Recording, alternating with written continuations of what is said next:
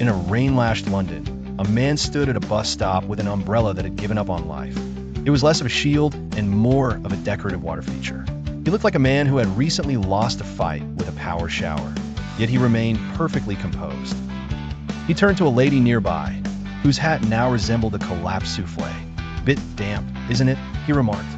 "This is British for, we are currently living in an aquarium." She nodded, water cascading off her nose like a miniature waterfall. "Refreshing," she replied. "I was worried it might be too dusty today," she added, wringing out a glove that had absorbed half the Thames. "The moisture is quite good for the complexion." They shared a soggy silence, a communal bond formed by the mutual refusal to admit they were freezing.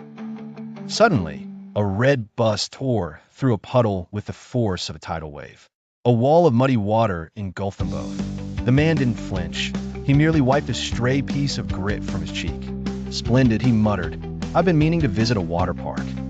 Nature facts suggest a British person is 80% tea and 20% mild annoyance. This balance allows them to survive where the sky is the color of a wet pigeon for 9 months. It is a triumph of thermal management and a total disregard for the concept of blue skies. Engineering comparisons liken the British social engine to a vintage kettle. It makes a loud whistling noise, requires constant recharging with biscuits, and operates best under pressure. It is built to last, provided you don't mind a bit of steam and a slow start. Caring for this culture requires a steady supply of scones and a pact never to speak on the train. Even during the apocalypse, a polite cough and a comment on the dreadful delays is the only valid response. One must maintain standards, even when the world ends.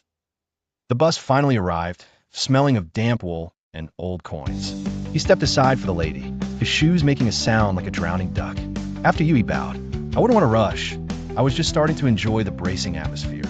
It's very revitalizing." He boarded and sat down, leaving a localized lake on the seat. The bus heaved forward, its wipers screeching a rhythmic song of struggle. He stared out the window at the gray blur of the city, feeling a strange sense of victory over the elements. Every splash is a lesson in resilience. We often fear the storm, but the British prove that with enough sarcasm, you can handle any deluge. It is a reminder that strength isn't about having a better umbrella. It's about having a better sense of the ridiculous. Every queue is a laboratory of patience. By respecting the quiet work of these soggy citizens, we see the labor involved in social harmony.